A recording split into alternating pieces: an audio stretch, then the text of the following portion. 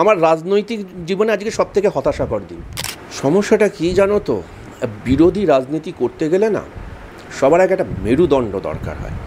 সরীসৃপরা বিরোধী রাজনীতি করতে পারে না। দুর্ভাগ্যবশত আমি নওশাদকে আজ অব্দি সৎ বলতে পারি। আইনের দেবীর চোখটা বাঁধা, কিন্তু জাজেদের নয়। দুর্ভাগ্যবশত সেই চোখ কান খোলা রাখা জাজগুলো যে বিবেকটা বিক্রি হয়ে যাচ্ছে, এটা আমরা এখন বুঝতে পারছি। আমি নরেন্দ্র মোদীর কাছে ক্যাটেগরিক্যালি জানতে চাই, কোন প্রতিশ্রুতিটা বা কোন কোন প্রতিশ্রুতিটা আপনাদের মনে হয়েছে যে এটা মুসলিম লীগ থেকে নেওয়া। শুধু যে মুসলিমদের পাথর মারা হয় তা নয়, যে কোনো সংখ্যালঘু, ধর্মীয় না, ভাষা হতে পারে, জাতি হতে পারে, তাদেরকে আক্রমণ করা হয়। তার সবথেকে বড় প্রমাণ হচ্ছে মণিপুর। সংখ্যা গুরু মানেই সবসময় ঠিক নয়। কৃষক তো রাহুল গান্ধীকে নিয়ে মন্তব্য করেছেন। আমি যদি এবার লোকসভা নির্বাচনের প্রার্থীর দিকে যাই, তাহলে হিমাচলে বিজেপি প্রার্থী মান্ডি থেকে দাঁড়িয়েছেন কঙ্গনা রানাওয়াত। তিনিও একটা মন্তব্য করেছিলেন দুদিন আগে, যেটা রাজনৈতিক মহলে খুব শোরগোল ছড়িয়েছিল, যে বিষয় যে তিনি রাহুল গান্ধী নাকি পরিবারবাদীর শিকার হয়েছেন। দেখুন, কঙ্গনা রানাওয়াতের বক্তব্যেরও যদি প্রতিক্রিয়া দিতে হয়, রাজনৈতিক বক্তব্যের, এর থেকে দুঃখের আমার পক্ষে অন্তত কি বলি বলুন তো, মানে আমার রাজনৈতিক জীবনে আজকে সবথেকে হতাশাকর দিন। কি বলি ভদ্রমহিলা সম্বন্ধে, মানে যে ভদ্র মহিলা, আচ্ছা ওরা প্রাথমিক পরিচিতি, উনি হচ্ছেন অভিনেত্রী। তোমরা সাংবাদিক বাদ দিও, তোমাদের একটা কি বলবো, নতুন সমাজের একজন প্রতিনিধি হিসেবে একটা তোমাদের একটা পরিচিতি আছে। মণিকর্ণিকা অ্যাভারেজ ছিল। তার আগে ওনার লাস্ট বোধহয় মনে পড়ার মতো ফিল্ম হচ্ছে কুইন, কারণ তনু ওয়েডস মনু, যেটা পার্ট 2, ওটাও ফ্লপ হয়েছিল। যে ভদ্রমহিলার গত 7 বছরে মানে এরকম সেলফ প্রোক্লেমড, ঠিক যেরকম মানে নরেন্দ্র মোদীর অনুচর বলো বা নরেন্দ্র মোদীর মানে পার্ষদরা যে এরকম সেলফ প্রোক্লেমড হয়, যেমন ধরো নরেন্দ্র মোদী কী বলতেন? নরেন্দ্র মোদী বলতেন, আমি ফকির, আমি চাওয়ালা, আমি এন্টায়ার পলিটিক্যাল সায়েন্সে MA। এবং আজ অবধি তুমি যদি পাড়ার একটা কাউন্সিলর পাও, তারও কিন্তু একটা অ্যালামনি পাবে, তারও একটা অ্যালমা ম্যাটার পাবে, যে এই স্কুলে এই স্টুডেন্টদের সঙ্গে পড়েছে, এই কলেজেই। ভারতবর্ষের প্রধানমন্ত্রী, তার একজন সহপাঠী তুমি গত 10 বছরে খুঁজে পেলে না, সাক্ষাৎকার পেলে না। যে বা রাহুল গান্ধীকে অক্সফোর্ডে ডাকা হয় বা কেমব্রিজে ডাকা হয় অ্যালমা ম্যাটার হিসেবে, আপনি এখানকার প্রাক্তনী ছিলেন। আজ অবধি কোনো স্কুল কলেজের সমাবর্তনে নরেন্দ্র মোদীকে আসতে দেখিনি। আমাকে আমার স্কুলের সমাবর্তনে গেস্ট হিসেবে ডেকে নিয়ে যাওয়া হয়। আমি অত্যন্ত সাধারণ একটা মানুষ। নরেন্দ্র মোদীকে একটা সমাবর্তনে দেখতে পেয়েছো? কোন স্কুল কলেজে? এবার ওই যে বললাম সেলফ প্রোক্লেম। আমাকে একটা কথা বলো, ঠিক যেরকম নরেন্দ্র মোদী সেলফ প্রোক্লেম, নরেন্দ্র মোদী অনুচররা হচ্ছে সেলফ প্রোক্লেম। ঠিক যেরকম গতকাল বা গত পরশু নীতিন গডকরি বলছেন, আমেরিকা নাকি এসে বলছে, ভাই তুমি যা রাস্তা বানিয়েছো, এরকম রাস্তা আমেরিকাতেও নেই। আজ অব্দি আমেরিকানরা এটা বলেছে, আমরা শুনতে পেলাম না, যে বললাম সেলফ প্রোক্লেম। এবার সেরকম দাঁড়িয়ে কঙ্গনা রানাওয়াত তিনি এটাও বলেছিলেন, শাহরুখ খান এবং উনি হচ্ছেন গিয়ে শেষ সময়ের স্টার না ডিজাস্টার বলতে পারবো না। সমস্যাটা হচ্ছে কি, মানে এবার সেই ভদ্রমহিলা গতকাল এটাও বলে তিনি সারা জীবনে বিফ খাননি, সারা জীবনে মাংস খাননি, তারপর তো নেটিজেনরা ধুয়ে কাপড় টাপড় পরিয়ে ইস্ত্রি করে দিয়েছে। এবার এই ভদ্রমহিলার সমস্যা হচ্ছে কি, এই ভদ্রমহিলা is everything but a human being, মানে মানুষ, মানে মনুষ্য পদবাচ্যের নয়। এবার এনার বক্তব্যে আমি কী বক্তব্য দেবো? উনি বলেছেন ভারতবর্ষের স্বাধীন নাগরিক, এখন অবধি সংবিধানটা আছে, সংবিধান আছে বলে ওনার মতামতটা আছে। খুব দুর্ভাগ্য হবে যে দেবভূমি উত্তরাখণ্ডে যদি এরকম একজন জনপ্রতিনিধি পায়, আনফর্চুনেট হবে। আশা করা যায় যে উত্তরাখণ্ড না, হিমাচল তাদের সত্তা বুঝতে পারবে, এবং আশা করব সেই শান্তিটা আসবে। কি বলতে পারি, এর বাইরে আমার কিছু বলার নেই। আচ্ছা, আমি যদি বাংলার লোকসভা নির্বাচনে ফিরে আসি, তাহলে বাংলার লোকসভা নির্বাচনে আমরা এর আগে দেখেছিলাম কংগ্রেস, বাম এবং আইএসএফের একটা জোট ছিল, এবং সেই জোটটা ভেঙে গেছে, আইএসএফ নিজের প্রার্থী দাঁড় করাচ্ছে। কিন্তু আইএসএফ থেকে নওশাদ সিদ্দিকী একটা মন্তব্য করেছেন যে জোটটা তো ভেঙেছে, কিন্তু তার মূলত দিক থেকে বামেদের তো দায়ী করছি, তার উপরে কিন্তু কংগ্রেসকে বেশিভাবে দায়ী করছে। সমস্যাটা কি জানো তো, বিরোধী রাজনীতি করতে গেলে না সবার আগে একটা মেরুদণ্ড দরকার হয়। সরীসৃপরা বিরোধী রাজনীতি করতে পারে না। আমার বয়স হচ্ছে গিয়ে আর্লি 40s, সবে 40 ক্রস হয়েছে, 41-এর পড়লাম। বাংলায় আমি কোনো দিন না কংগ্রেসের সরকার দেখিনি। আমি ছাত্র রাজনীতি করেছি, যুব রাজনীতি করেছি, আজকে মাদার কংগ্রেস হয়তো কোনো একটা জায়গায় পৌঁছিয়েছি, যে কারণে আজকে তোমরা আমার ইন্টারভিউ নিতে এসছো। এর একটা প্রসেস ছিল, একটা লড়াই ছিল। আমরা গ্রেফতার হয়েছি, আমরা স্কুল কলেজে আটকেছি, তার পাশাপাশি নিজের সাফল্যটাকে তৈরি করেছি যাতে আমার পরিবারের গ্রাসাচ্ছাদনের জন্য কারোর কাছে বিক্রি না হতে হয়। এটা দরকার ছিল, এই মূল্যবোধটা নিয়ে বড় হয়েছে। এটা সবাই পারে না। যারা অন্য কারো স্টুজ হিসেবে থাকবে, let me be very candid about it, stooge হিসেবে থাকবে, তাদের মুখোশটা খুলে যাবে। এই নওশাদ যখন ভাঙড়ের কাণ্ডে গ্রেফতার হয়, সবার আগে প্রতিবাদ কিন্তু আমরা করেছিলাম। আমরা যারা নওশাদ কিন্তু আমার অত্যন্ত ঘনিষ্ঠ একজন বন্ধুদের ভেতরে। আমরা নওশাদ, আমি, শতরূপ, আগে কৌস্তব এখন অন্য পার্টিতে গেছে, সায়ন, আমরা সব একসঙ্গে বসে আড্ডা মারতাম, গল্প করতাম, এবং দেখবে যে কোনো বিয়ের অনুষ্ঠান বা অনুষ্ঠান বাড়িতে আমরা সবাই একসঙ্গে ইনভাইটেড আছি, আমরা একসঙ্গে এটা করছি। কিন্তু যে কোনো সম্পর্কের তো একটা সততা থাকে। দুর্ভাগ্যবশত আমি নওশাদকে আজ অবধি সৎ বলতে পারবো না। তুমি ভাবো, নওশাদ এখন অবধি 8টা থেকে 10টা বোধহয় ক্যান্ডিডেট দিয়েছে। কোন কোন জায়গায় ক্যান্ডিডেট দিয়েছে? যেখানে যেখানে বামফ্রন্ট বা কংগ্রেস শক্তিশালী। তুমি ভাবো, আজকে ডায়মন্ড হারবারে ও দাঁড়ালো না, অন্য কেউও দাঁড়ালো না, যে নাম পেয়েছো এখন অবধি? ডায়মন্ড হারবারে কি আইএসএফের একটা ক্যান্ডিডেটের নাম ঘোষণা হয়েছে? দক্ষিণ কলকাতা, যেটা হচ্ছে গিয়ে তৃণমূলের গড়, আইএসএফের ক্যান্ডিডেট খুঁজে পেয়েছো? সুকান্ত মজুমদার, তার বিরুদ্ধে আইএসএফের ক্যান্ডিডেট খুঁজে পেয়েছো?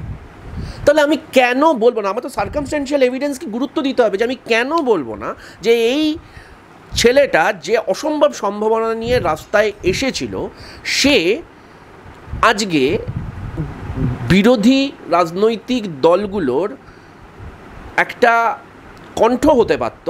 সে আলটিমেটলি সরকারে থাকা দলগুলোর ইলেকটোরাল বন্ডের কাছে বিক্রি হয়ে গেছে। আমি এই অভিযোগটা করলে কি খুব মিথ্যে অভিযোগ হবে? ঠিক যেরকম আজকে যদি আমি অভিজিৎ গাঙ্গুলির কথা বলি, উনি যে আশা আকাঙ্ক্ষা নিয়ে রাস্তায় এসেছিলেন, তিনি যখন আজকে সাভারকার বড় বা না, বা গডজে বড় না গান্ধী বড়, এটা ভাববার জন্য তাকে সময় নিতে হয়, তার সততা নিয়ে প্রশ্ন ওঠে। তার এতদিনকার সিদ্ধান্ত, সেটা যদি সত্যি ঠিকও হয়ে থাকে, তার উদ্দেশ্য নিয়ে অবশ্যই প্রশ্ন থেকে যায়। হি ওয়াজ আ বায়াসড। আমরা সে কারণে সবসময় বলতাম যে আইনের দেবীর চোখটা বাঁধা, কিন্তু জাজেদের নয়। দুর্ভাগ্যবশত সেই চোখ কান খোলা রাখা জাজগুলো যে বিবেকটা বিক্রি হয়ে যাচ্ছে, এটা আমরা এখন বুঝতে পারছি। দুর্ভাগ্যটা এই জায়গাটাতে যে বাংলার মানুষের, যে আমরা যাদের প্রতি ভরসা রাখতে চেয়েছিলাম নিরপেক্ষ হিসেবে, সবাইকে কোনো না কোনো পক্ষ নিতে হবে আমরা একবারও দাবি করছি না, সেই নিরপেক্ষ শব্দটা আজকে একটা ফ্যালাসিতে এসে দাঁড়ালো। আনফর্চুনেট ব্যাপারটা এইখানটায় দাঁড়িয়ে। এবং তাই আজকে যদি মানে অন্য কোনো বিরোধী রাজনীতিবিদ সে যখন লড়াই করতে যাবে, তখন তার বিশ্বাসযোগ্যতা এই কারণে প্রশ্ন চিহ্নের আসবে। তখন বলবে, আজ বাদে কাল তুমিও তো নওশাদের মতো বিক্রি হয়ে যাবে, কেন তোমায় ভোট দেবো বলতে পারো? ঠিক যেরকম আজ বাদে কাল অভিজিৎ গাঙ্গুলির সহকর্মী যারা হাইকোর্টে খুব সুনিশ্চিত এবং নিরপেক্ষ সিদ্ধান্ত দেবে, কেন্দ্র বা রাজ্যের সরকারের পক্ষে বলো বা বিরুদ্ধে বলো, তখন উল্টো পক্ষে থাকার লোকজন বলবে যে এটার ভেতর নিশ্চয়ই কোনো গণ্ডগোল আছে। হয়তো নেই, এটা হচ্ছে বিশ্বাসযোগ্যতার সমস্যা। This is the cards to the community.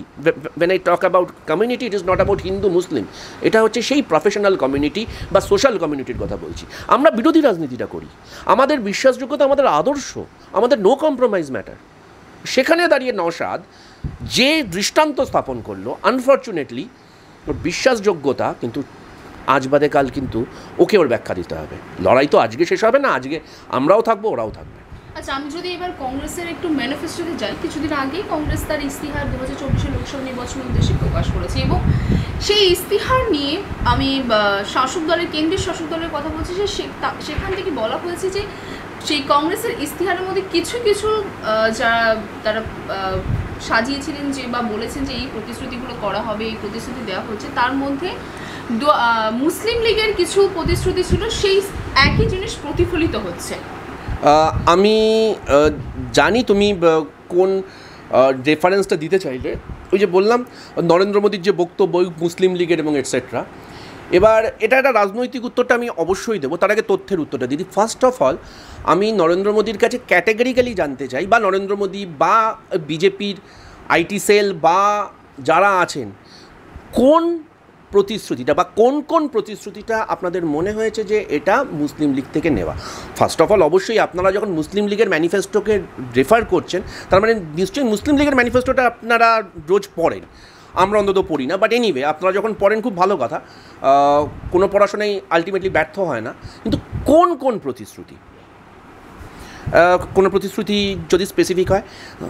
ওখান শাসক দল থেকে বলা হয়েছে যে মাইনরিটির উপরে বেশি নজর দেওয়া হয়েছে, মেজরিটির উপরে কম। যেমন যদি মাইনরিটি, সেখানে বলা হয়েছে যে মাইনরিটিদের মানে কংগ্রেস মাইনরিটিদের যে পার্সোনাল ল আছে সেটা রক্ষা করবে, সেই কথা বলা হয়েছে। এবং তার পাশে বলেছেন যে মেজরিটি যেটা আছে, মেজরিটির কোনো জায়গা থাকবে না, এবং তার সাথে যে মাইনরিটিদের যে অ্যাব্রড মানে বিদেশে পড়তে যাওয়ার জন্য যে সাহায্য সরকারি দিক থেকে স্কলারশিপ, সেটা দেওয়া হবে। এবং এই তিনটে জিনিস বলা হচ্ছে যে মুসলিম লীগের সেই যে ম্যানিফেস্টো বা ইশতেহার আছে সেটা প্রতিফলিত হচ্ছে। কংগ্রেসের ম্যানিফেস্টোটা হচ্ছে 45 পাতার, তার ভেতর কোন পাতায় এই বক্তব্যটা পেয়েছে, কে পেয়েছে, কোন আইটি সেল পেয়েছে আমি জানি না। যেটা আছে সেটা বলি। দেখো, কেউ যদি মানে ম্যানুফ্যাকচার করে তার প্রশ্নের উত্তর আমি সত্যিই দিতে পারবো না। আমার কাছে 45 পাতার এটা আছে, আমি খুলে দেখিয়ে দিতে পারি একদম পাতা বাই পাতা। যেটা বলা আছে, এক, আর্টিকেল 14 যেটা লেখা আছে সংবিধান রক্ষার নামে, আর্টিকেল 14, আর্টিকেল 21, আর্টিকেল 17, সেখানে যেটা বলা আছে, ভারতবর্ষের জাতি, ধর্ম, বর্ণ, লিঙ্গ নির্বিশেষে সবার যে সমান অধিকার সেটা রক্ষিত হবে। শুধুমাত্র ধর্মের নিরিখে কারোর অধিকার খর্ব হতে আমরা দেব না। এবং কাউকে যদি লিঞ্চিংয়ের ক্ষেত্রে যে প্রশ্নগুলো আছে, যদি সে তার বিরুদ্ধে আমরা অ্যান্টি লিঞ্চিং ল আনবো। এটা এক, এটা আমার মনে হয় সবাই মানবে। তার কারণ মব হচ্ছে হেডলেস মনস্টার। আজকে যখন পাথরটা ছোড়া হয়, সেই পাথরটার উল্টো দিকে খাপ পঞ্চায়েতে থাকা একটা হিন্দু মেয়েও থাকতে পারে, যেটা সেই রুটিতে রাজেশ খান্না দেখিয়েছিল, জিসনে পাপ না কিয়া হো জিসনে জো পাপি না হো।